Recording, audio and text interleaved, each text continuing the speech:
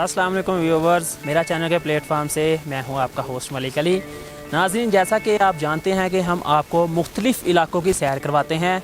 आज हम आपको जिस इलाके में लेके आए हैं वो इलाका सुस्त के नाम से जाना जाता है, जो कि खुंजराब पास, जिसे हम चाइना बॉर्डर भी कहते हैं, उससे 85 किलोमीटर पीछे वाक़या है।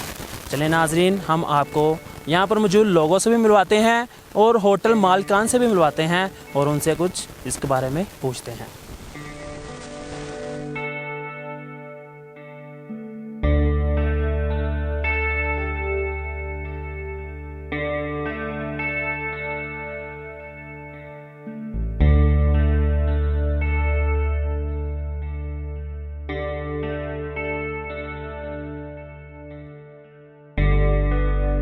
अस्सलाम वालेकुम। वालेकुम सलाम। जी सर, आपका नाम?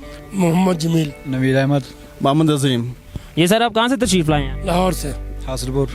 रावलपिंडी। और सर आप यहाँ पर किस मकसद के लिए आए हैं और यहाँ पर आकर कैसा महसूस कर रहे हैं? हम इधर काम के सिलसिले में आए हैं और इंजॉय कर रहे हैं मौसम को।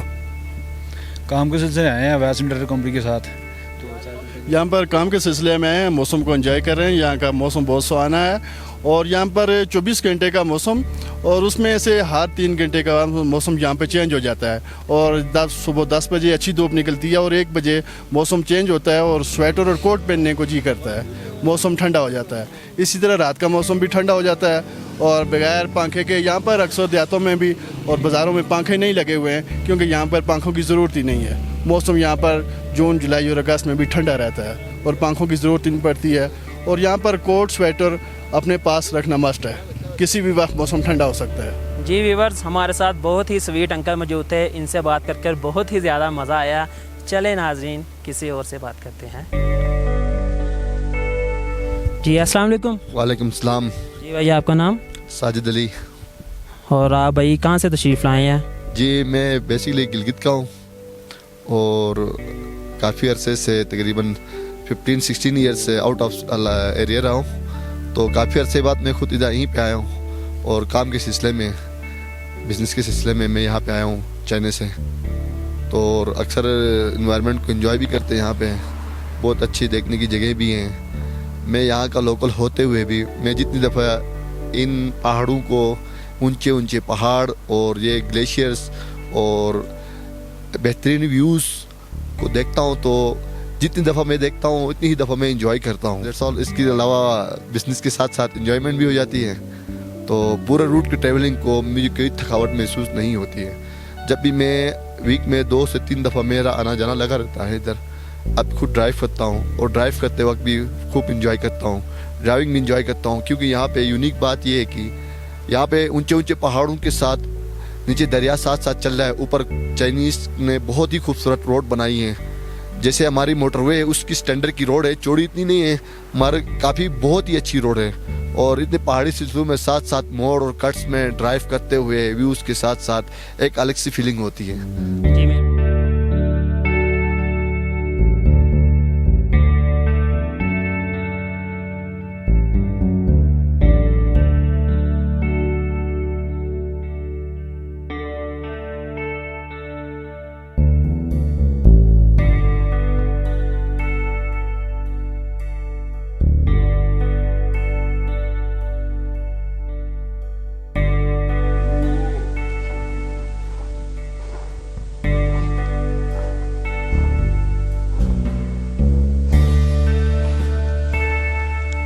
अस्सलाम वालेकुम।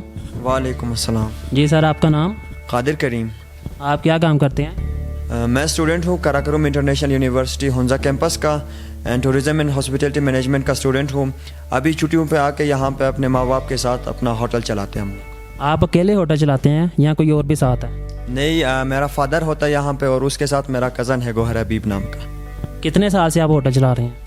पिछले 3 साल से हम अपना गेस्ट हाउस चला रहे हैं, diamond palace camping site and guest house के नाम से। और अभी यहाँ सोस्त में होटल लिया है हमने, अल नज़ीर होटल के नाम से। इसके अलावा विंटर में टूरिज़म के लिए ये फैसिलिटीज़ हम प्रोवाइड करते हैं कि विंटर टूरिज़म पे हम काम करते हैं।